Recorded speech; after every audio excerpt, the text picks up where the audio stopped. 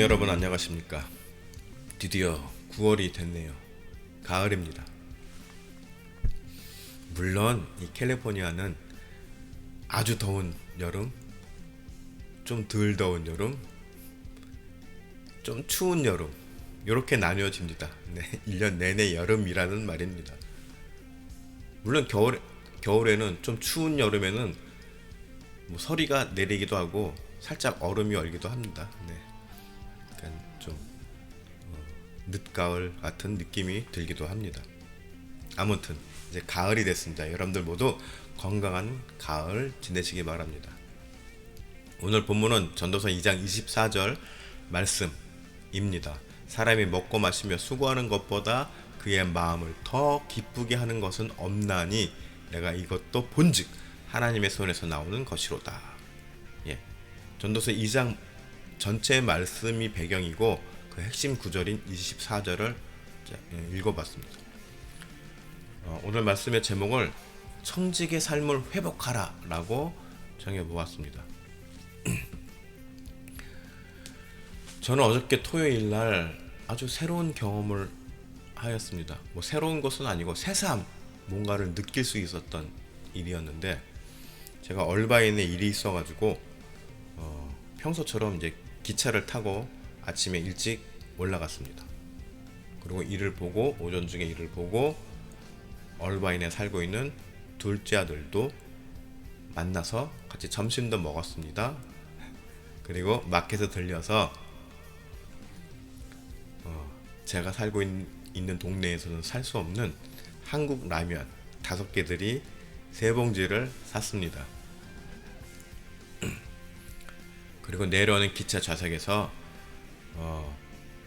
제가 타고 다니는 기차는 이제 출퇴근용 통근 기차예요. 그런데 그 기차 안에는 특별히 테이블이 딸린 좌석이 몇 군데 있습니다. 제가 아주 선호하는 자리인데 딱 그 테이블이 딸린 자리에 앉았습니다. 그런데 건너편 창가 쪽에 아주 허름한 옷을 입은 한 백인 아주머니가 앉아 있었습니다.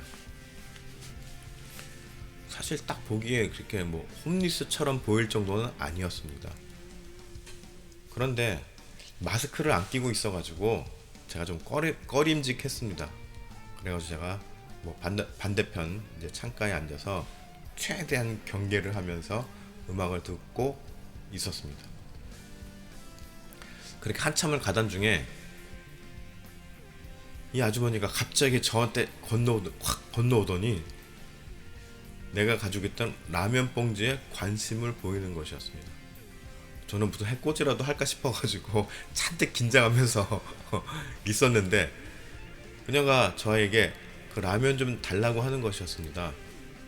그 순간 저는 이 여자가 홈리스구나 라는 것을 알게 되었죠. 사실 저는 제 가방에 그 홈리스에게 주려고 한 끼 식사 20불짜리 그 조그만 소봉투를 한 3-4개씩 가지고 다녔습니다. 그런데 그날따라 그걸 다 소진한 겁니다. 그래서 미처 새로 준비할 짬이 없었는데, 솔직히 말해서 뭐 짬이 없었던 건 아니고 제가 좀 게을렀죠. 네, 하여튼 준비를 못한 상태였습니다. 미처. 그런데 그 아주머니가 홈리스라는 것을 알게 되었을 때 제가 아차 싶은 거죠. 아이고 낭패다, 이거 줬어야 되는데. 그런데 그분이 라면에 관심을 가졌던 것입니다. 그래서 저는 아쉬운 마음에 5개들이 한 봉지를 통째로 그분한테 줬습니다. 그런데 그 아주머니는 그 5개들이 한 봉지를 뜯더니 그 안에서 라면 1개만 달랑 꺼내서 가져가는 것이었습니다. 그리고 자기 자리에 앉아서 저에게 흐뭇한 미소를 지으며 또 감사의 표현을 하면서 그 생라면을 부숴서 뜯어서 먹는 것이었습니다. 제가 봤을 땐 최소한 2끼 이상은 굶은 것 같았습니다. 그런데 그 순간 저는 새삼 다시금 깨달았습니다.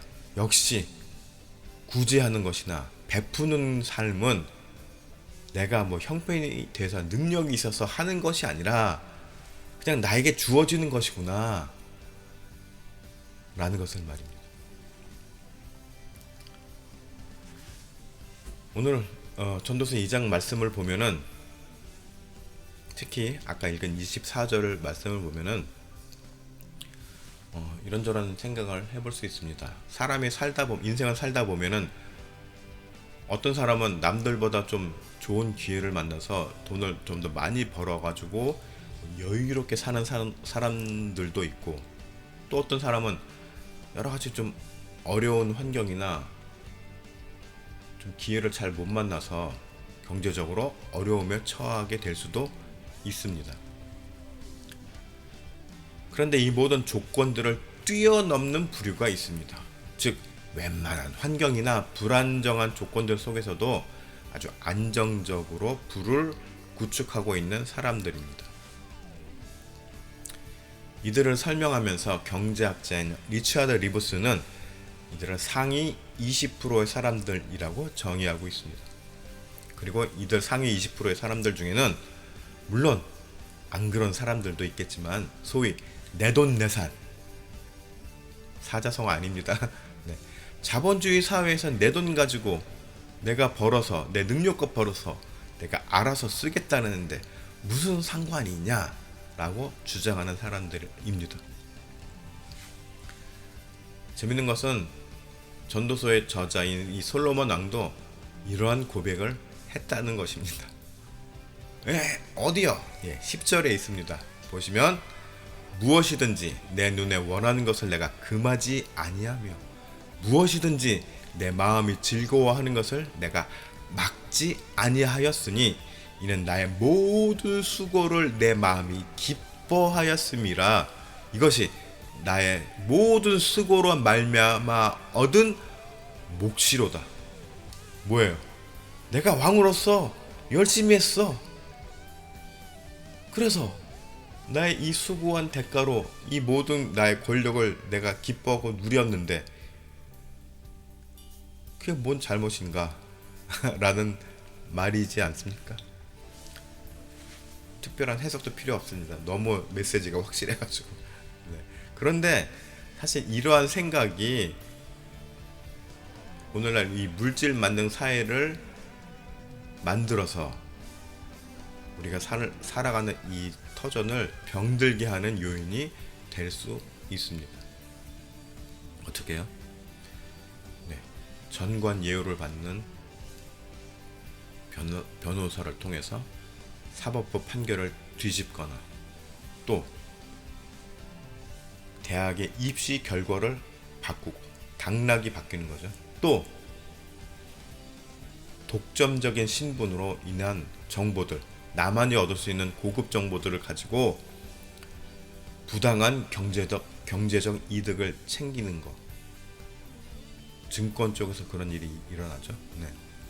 심지어는 가장 공정한 플레이를 해야 되는 올림픽에서조차 메달의 색이 바뀌는 일이 발생되기도 합니다. 이번 도쿄 올림픽에서도 그런 뉘앙스, 느낌을 좀 받은 게 몇 개 있죠. 네. 그런데 이런 상황에 대해서 21절 말씀이 명확하게 지적을 하고 있습니다. 어떻게 해요? 어떤 사람은 그 지혜와 지식과 재주를 다하여 수고하였어도 그가 얻은 것은 수고하지 아니한 자에게 그의 몫으로 넘겨주리니 이것도 어떤 것이며 큰 악이로다. 아주 명쾌하게 악이라고 규정하고 있습니다. 그런데 이러한 현상을 리처드 리브스는 이미 기회사재기라는 용어로 정의를 내린 바 있습니다. 이미 학문적으로도 다 규명이 된 거란 말입니다. 전도서에서의 솔로몬 왕은 이 모든 권력과 특혜를 아주 원없이 누렸던 인물입니다. 그렇죠? 그런 그가 이제 모든 것들이 헛되고 부질없는 일이라고 말하는 것입니다. 그런데 이를 반문하는 사람도 있을 줄 압니다. 어떻게 해요? 아휴, 나도 그런 허무감 좀 느껴봤으면 좋겠다. 네.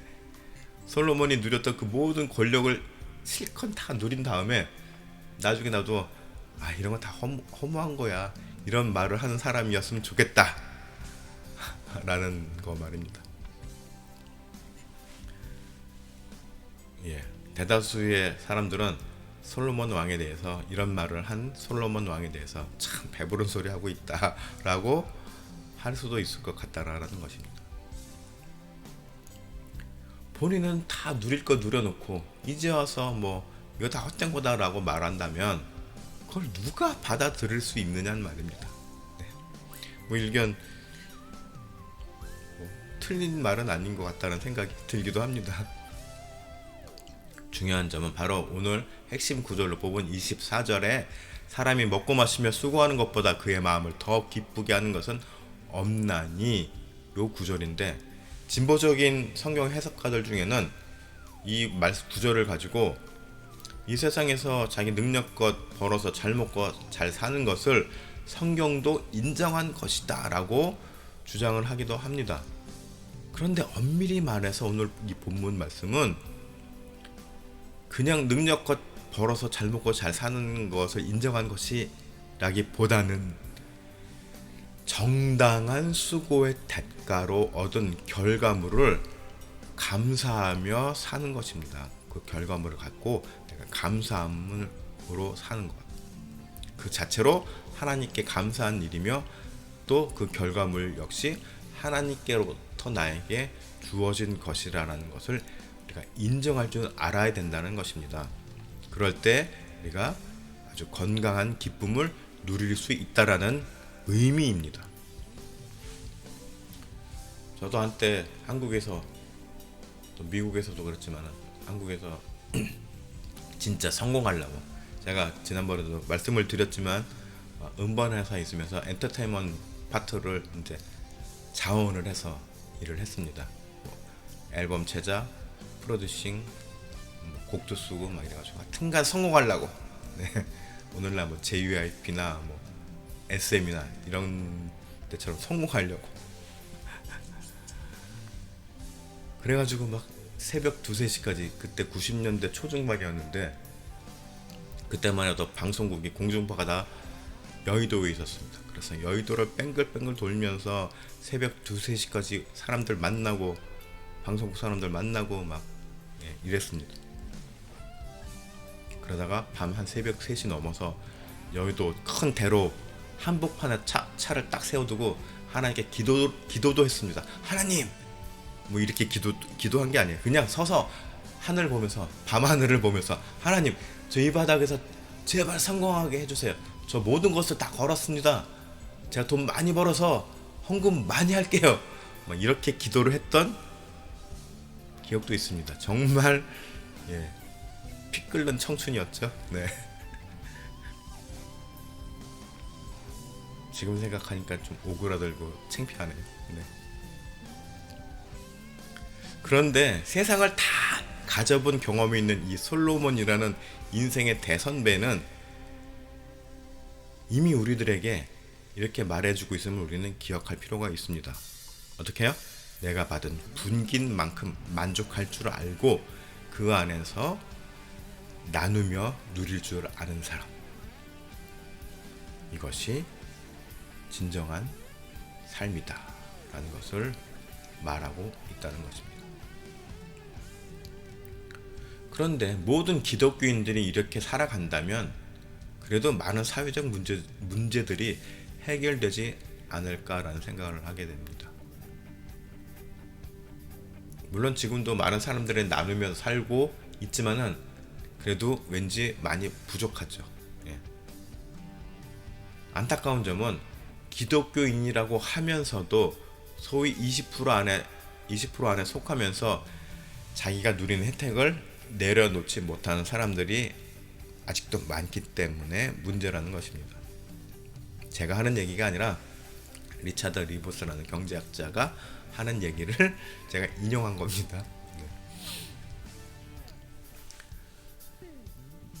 여러분들은 모두, 또 저를 포함해서 우리에게 주어진 환경 아래서 욕심부리지 않고 또 어떤 부당한 수입, 뭐 특혜 이런 거 바라지 않고 그냥 나에게 주어진 것 안에서 내가 스스로 만족하면서 하나님께 늘 감사하며 살고 또 나에게 있는 것들을 기꺼이 나누면서 사는 삶, 이런 삶이야말로 주님께서 나에게 주는 축복의 기회라는 것을 우리는 알고 있어야 된다는 것입니다. 네. 내가 나누는 것은 내가 희생하는 것이 아닙니다. 내가 희생하는 것이 아니라 오히려 내가 나눔으로 인해서 뭐예요? 하나님께 내가 축복을 받는 거죠. 하늘에다가 뭐예요? 나의 상급을 세이브하는 겁니다. 오히려 나에게 더 기회가 생기는 것이라는 얘기인 거죠. 여러분들 모두 이러한 풍성한 은혜의 삶, 이런 것들이 정말 하나님의 은혜입니다. 그런 삶을 기꺼이 누릴 줄 아는 여러분들 되시기를 축복합니다.